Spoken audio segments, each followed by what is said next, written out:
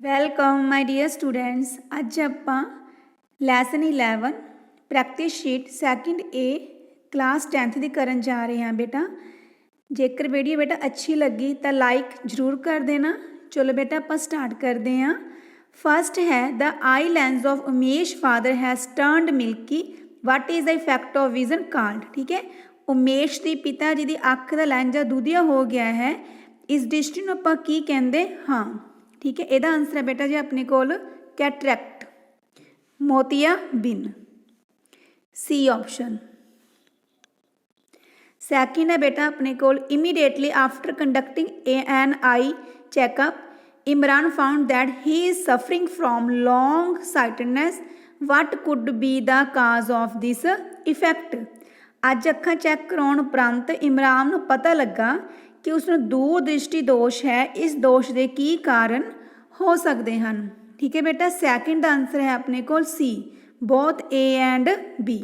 ठीक है, इसका आंसर है बेटा अपने को C, both A and B. Next देखो बेटा, थर्ड क्वेश्चन है black board is not clearly visible to Veena when she sits on back bench of the class, but she can clearly see what is written on her notebook. Veena is suffering from which eye defect।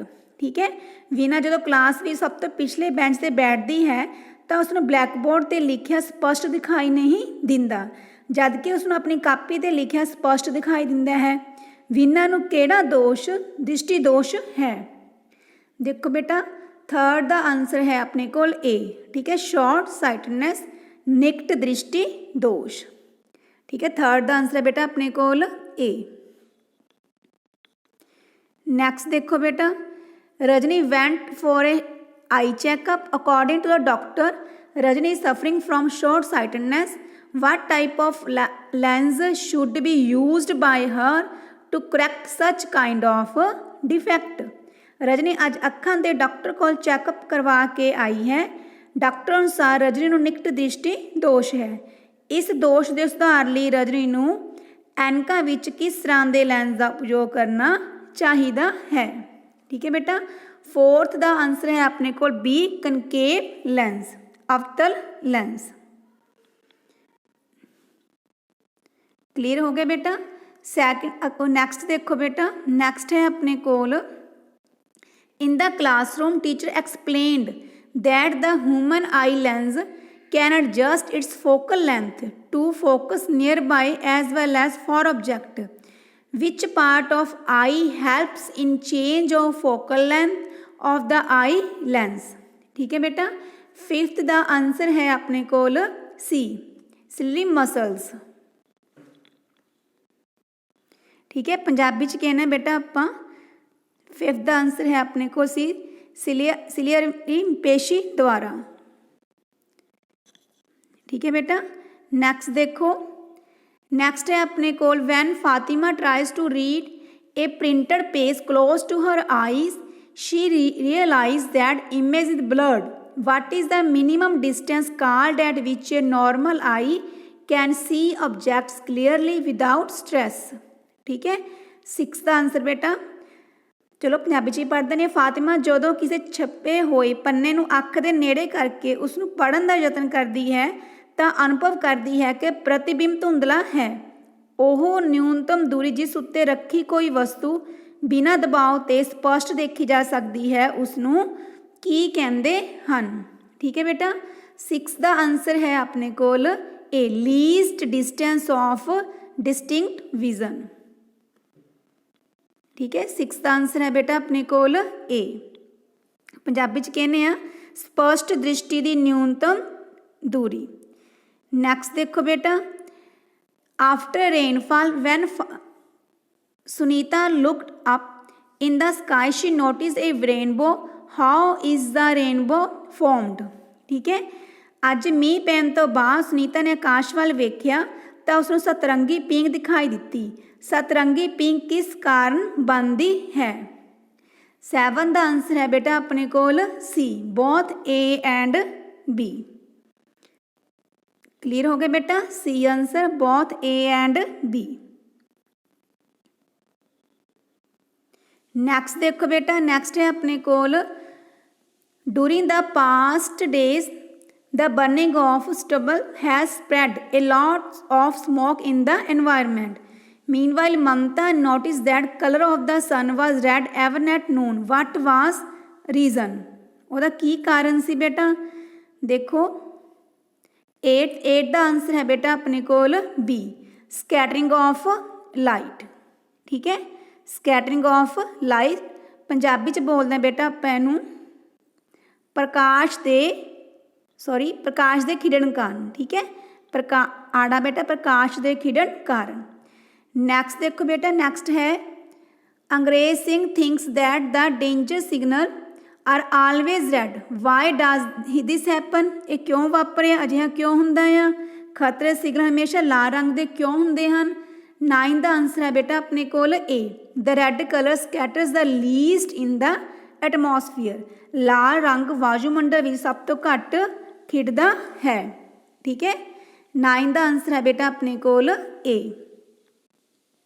Next है Asim read today that the sky appears black instead of blue from space. What is the reason for this? ठीक है, असीम ने अज पढ़िया कि पुलाड़ विच आकाश नीले की थां काला प्रतीत हुंदा है। अजिहा होण दा की कारण है? 10th का आंसर है बेटा जी अपने कोल B, due to absence of atmosphere. ठीक है, वायुमंडल की अणहोंद कारण। नैक्सट देखो बेटा 11th, Meenakshi noticed on A clear dark night that the stars were twinkling. Why do star twinkle?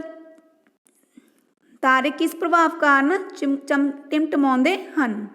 11 का आंसर है बेटा अपने कोल सी, ड्यू टू एटमोसफीयर रिफ्रैक्शन, वायुमंडली अपवर्तन कारण। नैक्सट देखो बेटा 12th, which of the following colour has the least wavelength. Least wavelength सब तो घट तरंग लंबाई किहड़े रंग की हुंदी है? ये हुंदी है बेटा अपने कोल 12th का आंसर है अपने कोल डी, वायलट, बैंगनी। नैक्सट देखो बेटा, नैक्सट है अपने कोल a picture of human eye is painted in science lab of Rajesh school. What on the label got removed. Can you tell the name of this part? अपने देखना बेटा जिते क्वेश्चन मार्क पाया होया ओह ह्यूमन आई का केड़ा पार्ट है? 13 का आंसर है बेटा अपने कोल रेटिना। ठीक है, डी पार्ट जेड़ा बेटा क्वेश्चन मार्क वाला पार्ट आ, पंजाबी च ही बेटा इनू रेटिना ही बोलते हैं। नैक्सट देखो बेटा, a human I can form sharp images of different object lying at different distances on retina by changing the focal length of the eye lens. This ability is called। ठीक है, इस योग्यता नूं की बोलते हैं जिहदे कारण बेटा कोई भी जिहड़ी मनुखी अख दे नेत्र अख लैंस की फोकस दूरी नूं परावर्तित करके ਵੱਖ-ਵੱਖ दूरियां ते रखियां वस्तुओं के रेटिना उत्ते साफ प्रतिबिंब बना दिंदी है। उस समर्था नूं बेटा आपां की बोलते हैं? ठीक है, 14 का आंसर बेटा डी, पावर ऑफ अकोमोडेशन, अनुकूलन समर्था। नैक्सट देखो बेटा, Ramesh can see distant object clearly but can not see nearby object distinctly. Doctor told him that he is suffering from long sightedness. What type of lens should be used by him to correct such kind of defect. ठीक है, देखो बेटा रमेश आ दूर रखिया वस्तुओं नूं तां स्पष्ट वेख सकदा है परंतु नेड़े रखिया वस्तुओं नूं स्पष्टता नाल नहीं वेख सकदा। डॉक्टर अनुसार रमेश नूं दूर दृष्टि दोष है। इस दोष के सुधार लई रमेश नूं ऐनकां विच किस तरह के लैंस का उपयोग करना चाहिए है? ठीक है बेटा, 15 का आंसर है अपने कोल ए, उत्तर लेंस, कन्वैक्स लेंस। क्लीयर हो गए बेटा? हुण बेटा सारी वर्कशीट तुसीं कंप्लीट कर लेनी है। Thanks for watching this video.